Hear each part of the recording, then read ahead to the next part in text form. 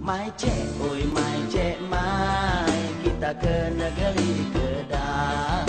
Mai oi bagi ramai, jamu nasi kawar. Naik gapai terang. So, hari ini kami akan terangkan apa itu kreatif industri dan kesannya kepada pelancongan. Jadi, kami memilih Museum Tari sebagai salah satu tajuk kami dalam industri kreatif.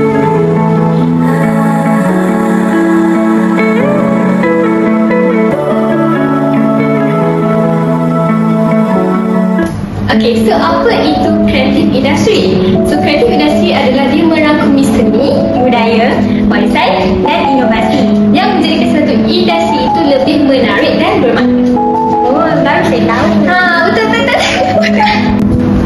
So, korang mesti nak tahu kan dekat mana Museum Padi ni? Saya tahulah.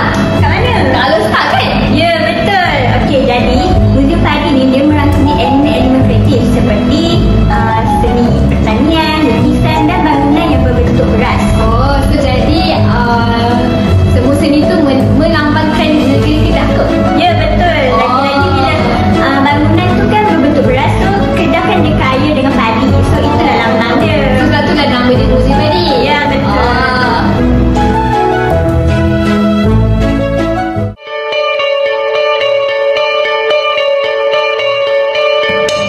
Jadi, saya akan beritahu apa kesan pembukaan Museum Padi kepada sektor pelancongan. Yang pertama adalah meningkatkan ekonomi setempat, membuka peluang pekerjaan dan menghidupkan perniagaan kecil seperti sektor makanan dan perhotelan. Bukan itu je, Museum Padi juga mengeratkan hubungan antara komuniti dan generasi muda.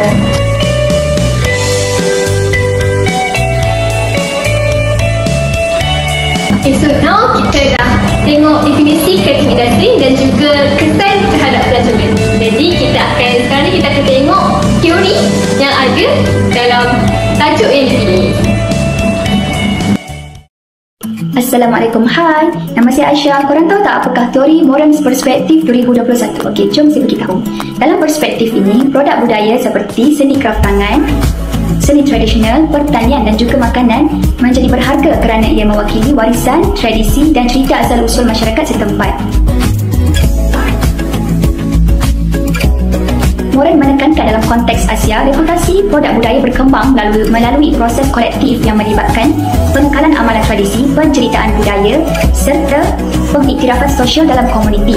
Selain itu, unsur branding berasaskan budaya juga seperti penggunaan naratif lokal dan simbolik tradisional memainkan peranan penting dalam meningkatkan nilai ekonomi sesuatu produk. Oleh itu, teori ini sangat relevan kerana ia dapat memahami bagaimana sesuatu budaya boleh menjadi aset penting dalam membina identiti dan ekonomi sesuatu kawasan. Seterusnya saya serahkan kepada Tira dan Lina untuk mengaitkan teori Moran's Perspective dengan Museum Padi. Itu saja. Terima kasih. Terima kasih Aisyah atas penerangan yang sangat-sangat menarik. Hai semua, nama saya Atira dan saya akan bentangkan tentang teori perspektif Moran 2021. Berdasarkan pandangan Moran, produk budaya Asia Timur bernilai bukan hanya kepada kualitinya tetapi kerana kaitannya dengan tradisi dan identiti komuniti. Sebagai contoh, Museum Padi di Kedah, ia bukan sekadar tunjuk cara tanam padi tapi turut mengekalkan kisah petani, adat menuai dan teknik lama membajak tanah. Semua ini dipaparkan secara visual dan interaktif membuatkan pelawat lebih faham dan rasa dekat dengan budaya Kedah. Dalam kempen Visit Kedah 2025, muzium ini berpotensi menjadi tarikan utama kerana ia memberikan pengalaman budaya yang tulen dan ia juga merupakan bukti bagaimana budaya dan reputasi boleh dibina melalui tradisi dan hubungan komuniti seperti yang dikatakan oleh Moran. Seterusnya, saya pas kepada Lina untuk membincangkan dengan lebih lanjut berkaitan teori ini. Silakan Lina. Bye semua. Kira atas perkongsian itu tadi, seterusnya saya Nabila nombor matrikulasi 87235 nak tambah sikit je lagi berkenaan dengan teori Moran's Perspective ni. Jadi saya nak jelaskan pula macam mana dan apa kaitan tradisi dan juga branding. Macam Museum Padi, iaitu penekanan kepada sawah padi, sejarah kampung dan petani, cara penanaman padi, cara penyimpanan, penuaian dan banyak lagi. Benda ni semua merupakan satu image atau identiti komuniti. Teori Moran's Perspective 2001 menegaskan bahawa proses ini menggabungkan warisan budaya ke dalam produk kreatif yang akan meningkatkan daya tarikan ekonomi sebuah komuniti. Dalam konteks Visit Kedah 2025, Museum Padi dapat berperanan sebagai lambang cultural pride menarik pelancong yang ingin mengalami sesuatu yang otentik atau secara sains sosialnya. Dalam istilah pemasaran lah, basically ia disebut sebagai experiential marketing. Di mana experiential marketing dia membolehkan pelanggan tu merasai sendiri budaya dan aktiviti melalui pengalaman secara hands-on, sekaligus mengukuhkan reputasi Kedah sebagai negeri yang kaya dengan budaya dan sejarah pertanian. Sekian sahaja daripada saya. Pierre Bourdieu menyatakan bahawa produk budaya seperti muzium bukan sekadar tempat lawatan, tetapi mencerminkan status, pendidikan dan cita rasa seseorang. Dalam masyarakat, pilihan budaya bukan neutral.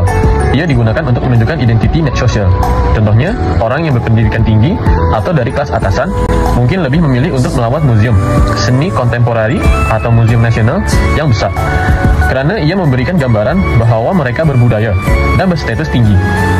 Ini adalah simbol cita rasa tinggi dalam masyarakat.